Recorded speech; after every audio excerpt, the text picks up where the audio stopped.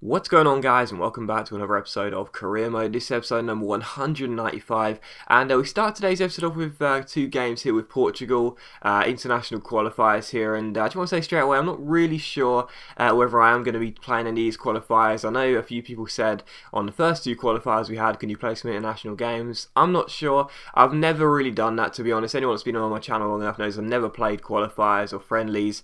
I just wait until the tournaments come around. If we qualify, I'll play in that. So I don't know. I might. I mean, I'm kind of tempted. I'm kind of interested. I'd love to use Ronaldo. I'd love to play with him, and I'd like to use the squad to sort of get a feel for it before the tournaments come around. But I don't know, to be honest. I feel like it's the type of thing which sort of distracts people away from what the main sort of project is here in this career mode, which is at the moment with Millwall. So I don't know whether it'll just get in the way. I don't know whether it'll be a good sort of fun change. I don't know. I might not. We'll have to wait and see. But we beat Turkey in the first one by 2-1. And then with France here, we took a lead in the first half eventually, did we? I think yeah, no, we did. Bruno scored. But unfortunately for us, France did go ahead and grab themselves an equalising goal in the second half. And yeah, the game did finish as a 1-1 draw. So yeah, it's not a bad result. Of course, we lost our opening two qualifiers against France and Belgium, so not a bad result to have a win and a draw there. And you'll actually wait and see in the next episode, or maybe actually not for a while. I can't remember now whether I put it in, but you'll see that we're actually now sitting in second place. So with a few games to go, we are currently in a promotion, not a promotion place, in a qualification place in this group, so that's great. But anyway, Kelvin, you would have seen right at the start, is coming back from injury. He of course got that long-term injury, well, 2-month injury, believe it or not, 2 months ago. And yeah, he's now coming back from injury, although he's not ready just yet. Of course, when players do come back from the injury, and the physiotherapist says they're pretty much ready to play, they do have a plaster next to their name. And Kelvin, of course, who before his injury was the best player of the season, no doubt about it. I really don't want to aggravate that injury. I really don't want to play him in this game. When even though he wants to play, as you can see by the player conversations, I don't want to play him in this game, see him get injured again, and then be out for the rest of the season. That's not what I want. So I'll leave it for the time being. And John Anderson's been doing quite well anyway. He's been a good replacement, so we'll leave it as it is. But there you go. But the first chance of this game would fall here in the 9th minute. Eric Dier goes for this header, but it's cleared off the line. So against Everton, we almost took the early lead. But in the 34th minute, Ravel Morrison finds James McCarthy. McCarthy finds Paulinho, the former Spurs man. He finds Kevin Morales, and the Belgian plays it back to Paulinho. And unfortunately for us, Paulinho dribbles past the defender. He gets a bit lucky as Ings makes the challenge, but it falls right back to him. And the midfielder blasts the ball into the bottom corner, makes it Millwall 0, Everton 1. So that was a really frustrating goal. And Paulinho always seems to score against me. We gave him to Everton in exchange for Ross Barkley when I was with Spurs, and he always seems to score against me. But thankfully for us, Everton weren't in the lead for too long, because that man with no legs, wearing his trademark trousers, gets the goal here in the 37th minute. Scott Triggs intercepts the defender and makes it 1 apiece. So Triggsy gets the goal, and on the stroke of half time, we win the ball here from a throw in. Junior Malanda gives it to the goal scorer Triggs, back to Eric Dier. Free ball towards João Cancelo, but it falls to Anderson. Anderson to Cancelo. Cancelo to Anderson.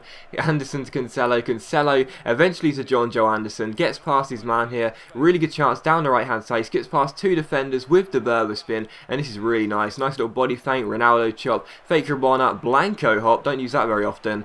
And we get a penalty as well. So some nice skill by John Anderson there. And like I said, he's definitely profiting since Kelvin has been injured. He's been starting on that right attacking mid slot, cutting into his left foot. And of course, he does have 5-star skills, just like Kelvin.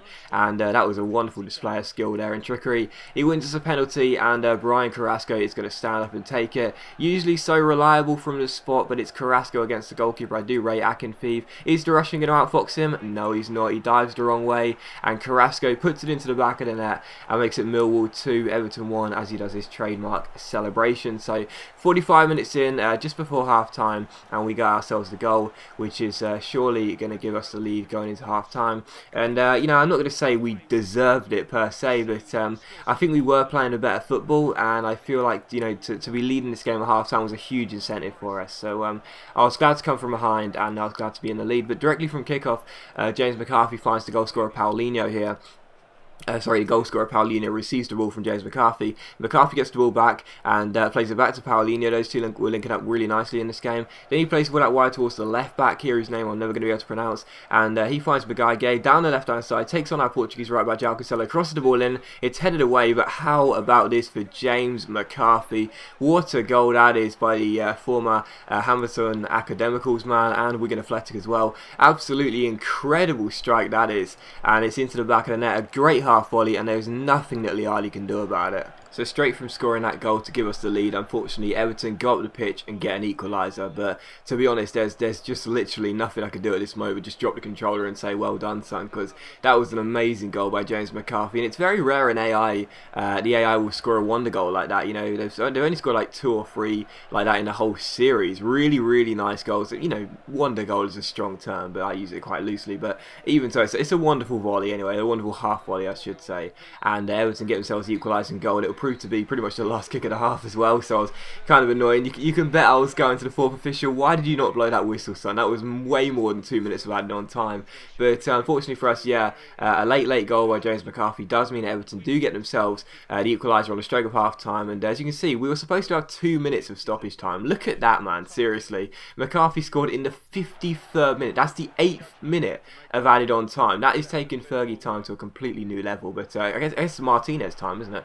But anyway, well, we shouldn't have been allowed our goal then. But anyway, it's Millwall to Everton 2. And there you saw Akinfeev made a good save to deny Carrasco. And in the 54th minute, you see Brian Carrasco roulette past our former right back Eder Nilsson. Nice little step over, takes aim, but unfortunately Akinfeev makes the save. He didn't seem to put as much power on that as I wanted him to, but even so, good stop by the Russian, and it's still 2 apiece. But in the 84th minute here as the game was being closed out, I was looking for that winner, and as Liali kicks the ball forward towards João Cancelo, our right back, Gay pulls up, so I do a couple of step overs around him just for a laugh.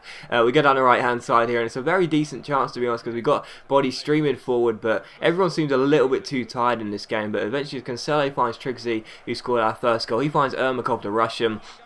First time cross in, and his Russian teammate Akinfeev makes a meal of the cross. It's only half cleared. Malanda gives it to Cancelo, who strikes it from range, but Akinfeev has quite a simple save, and it's still 2-2. So looked like the game was going to finish as a draw, but as Akinfeev kicks the ball forward here, Eric Dier wins the header. Danny Ings gets onto the ball, flicks it over his flick over his head. He flicks the ball anyway, and straight to Ermakov, but Ermakov again is denied by his Russian teammate Akinfeev, and it's still 2-2. We kept the pressure alive. We wanted that winning goal. And as Malanda goes to catch Akinfeev off his line here, he ends up hitting the top of the bar. So that would have been a wonderful goal there. I mean, Akinfeev had it covered, obviously, but still 2-2. And the last chance for in the 91st minute here, Luke Shaw wins his header from the corner. But again, Akinfeev makes a great stop, dives on the ball, and the game would indeed finish 2-2. So that was a really frustrating game. You know, it was a really entertaining game. I've got to be honest, one of the best games I've played in quite a while on this career mode. You know, very action-packed, a lot of chances, a lot of drama, if you will. But very good game that one. But I was still frustrated because we had a lot of chances, but Akinfeev just proved to be a bit of a monster in the goal.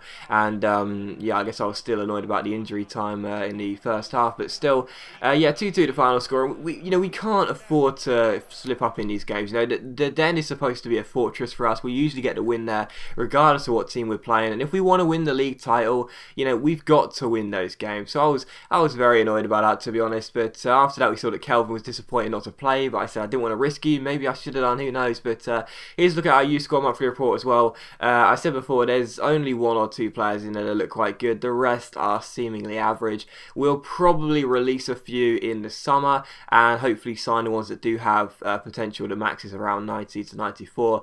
I'm just so annoyed with scouting this year. I really am. I'm sure you guys feel the same. It's just nowhere near as good as last year.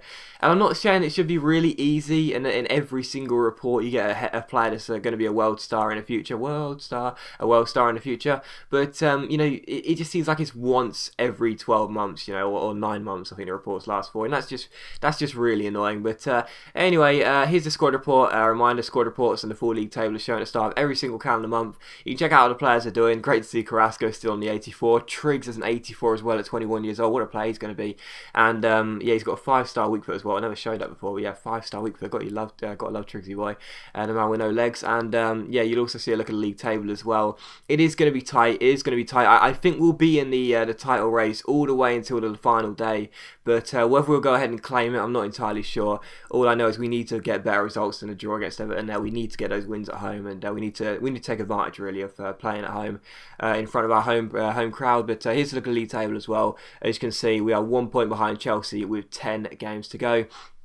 But as always, guys, big thank you for watching the video. I really hope you have enjoyed it. If you have enjoyed the video, please do like, so much appreciated. It really does help my channel out. And I'll see you for the next episode of my career mode very soon.